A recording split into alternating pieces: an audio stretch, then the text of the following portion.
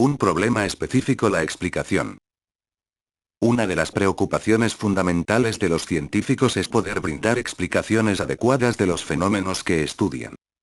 Una primera distinción que es importante señalar es que mientras describir es responder a la pregunta acerca de cómo es algo, explicar es responder a la pregunta por qué algo eso se presenta de determinada manera.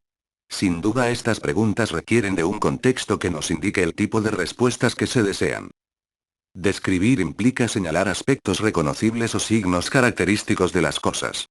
En cambio, explicar al menos en un sentido fuerte sí implica un cambio de plano. Al describir nos mantenemos en el mismo nivel proposicional de lo que estamos describiendo, no hay un cambio de plano. En cambio, explicar es subsumir, incorporar un hecho bajo un enunciado general. Por supuesto, en la práctica nada es tan definido. Así, muchas veces, y en las ciencias sociales ocurre a menudo, se utilizan descripciones para brindar explicaciones. Es importante señalar que el cambio de plano que implica el explicar se debe justamente al hecho de que al subsumir debemos considerar dos planos, lo que intento explicar y el conjunto más amplio en que lo voy a considerar. El autor señala que no es prudente trazar una línea divisoria inexpugnable entre descripción y explicación, ya que, al margen de la indudable importancia de diferenciar ambos procedimientos, también es importante su complementación. Así, por ejemplo, no tiene sentido plantear el problema acerca de si las teorías son descripciones de la realidad o instrumentos de explicación y predicción. Un caso sencillo puede mostrar lo que queremos decir. El enunciado "hay una mesa en la habitación" es verdadero, describe la realidad, ya que una mesa puede ser vista y tocada. Pero un filósofo podría decirnos: todo lo que realmente se ve son datos sensoriales visuales de color, forma y tamaño. La existencia de una mesa permanente es postulada solamente como una hipótesis que nos permite explicar y predecir convenientemente que tales y tales datos sensoriales se producirán bajo tales y tales condiciones de percepción. Este podría continuar diciéndonos que las cosas no existen realmente, sino que son solamente construcciones conceptuales por medio de las cuales ordenamos la multiplicidad de los datos sensoriales. Los enunciados que afirman que hay una mesa en la habitación describe la realidad y los que sostienen que es una hipótesis confirmable por las predicciones que permite formular son perfectamente compatibles. El último enunciado explica el significado del primero. Y decir que este describe la realidad puede significar solamente que es indirectamente confirmable. Hay muchos enunciados del tipo indicado y con alguna mayor complejidad cuya verdad no puede conocerse de la misma manera que los enunciados observacionales en términos de los cuales son sometidos a prueba. Pero describen la realidad, aunque al mismo tiempo tengan una función explicativa y predictiva.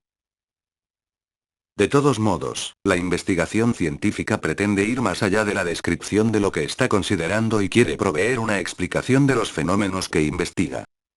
El autor manifiesta su desacuerdo con aquellos que aducen que no se pueden dar explicaciones causales en ciencias sociales en relación a que los sucesos que comprenden actividades humanas singulares o grupales tienen una peculiar unicidad o irrepetibilidad que los hace inaccesibles a la explicación causal, o que el método experimental es inaplicable en las ciencias sociales o humanas, en particular en la psicología.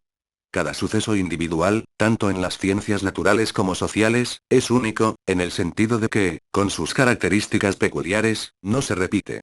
Sin embargo, los sucesos individuales pueden ser explicados mediante leyes generales de tipo causal, porque todo lo que afirma una ley causal es que cualquier suceso de una clase especial, que tiene características específicas, está acompañado por otro suceso que también tiene características específicas. Por ejemplo, señala que cualquier suceso que implica fricción, produce calor. Todo lo que es necesario para la puesta a prueba y aplicabilidad de tales leyes es la repetición de sucesos con las características antecedentes, es decir, la repetición de esas características, pero no de sus casos individuales.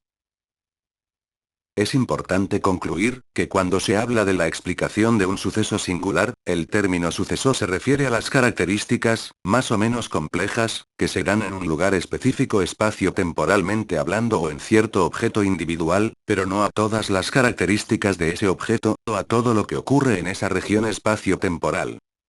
Por lo tanto, si el conocimiento de los procesos sociales que el hombre posee es una variable que entra en la determinación de los fenómenos sociales, no hay razón para afirmar que los cambios en esa variable, y los efectos que se puedan producir, no puedan ser objeto de leyes sociales.